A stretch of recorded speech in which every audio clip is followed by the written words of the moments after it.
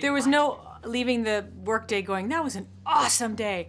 But to be a part of something that you know is going to revitalize the moviegoer's experience of movies made it worth every day, you know, being in whatever contraption we were in, having whatever struggles we had, knowing that no one ever had done it before, that hopefully we get to make something that'll sort of excite moviegoers and filmmakers again, that the technology and the sort of emotional ride of a movie have joined forces in a way that they never have before. I mean, all those things put together. You hope for the best. It doesn't always work out that way, but I think in this case, he definitely made a beautiful, beautiful story that happens to have this amazing ride attached to it.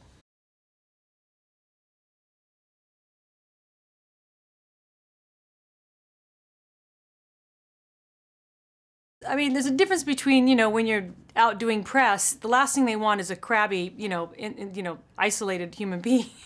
Doesn't really sell a film. So you know, there's a certain showmanship to what we do, but at work, it's never like all fun and games the way people think. But in this case, it was literally removing any human contact. So even if you wanted to have a good time, it wasn't possible. But we found moments to abuse Alfonso. It really, he became, I think because we were so frustrated at the isolation of being confined, that anytime there was a making fun of opportunity, George and I took it and we directed it fully at Alfonso. But other than that, we were locked in some contraption, being told where to put our arms and bodies, and just hoping that you sort of could come up with an emotion that, you know, was natural while being told exactly what to do at every single moment.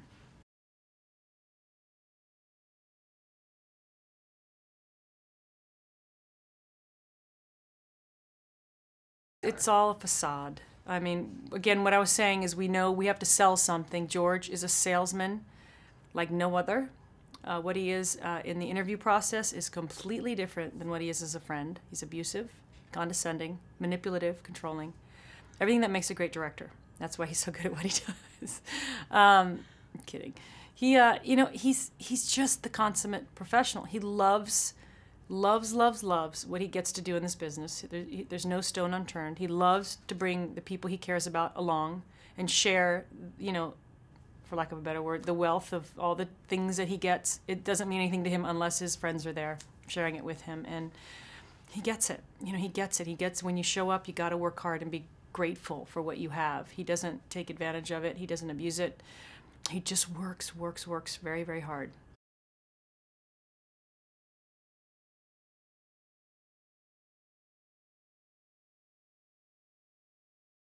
I laugh, I go, if there had been a green screen, it would have been a color. I would have been so grateful for it. We had blackness and bright white LED lights.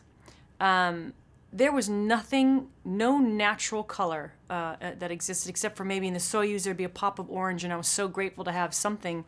But, you know, it was necessary. And again, as frustrating as it was for me, it also ended up helping me do my work, because I was so, I keep saying the word frustrated. I was angry, I was isolated, I was in pain, I was frustrated that I couldn't control what was happening or give my best. And in the end, it just helped give that feeling of someone who was incredibly anxious and dealing with, I guess, you know, space or lack of space.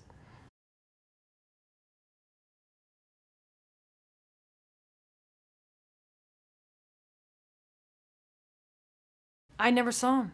I only heard him. He was behind the black curtain along with the crew. I mean, the sound stages would be massive, and in the middle would just be me on whatever contraption, or George and his contraption, and they were always behind a black curtain. All you could do was hear Alfonso.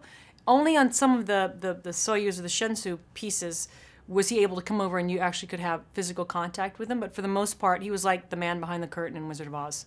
You never saw him, but you always heard him.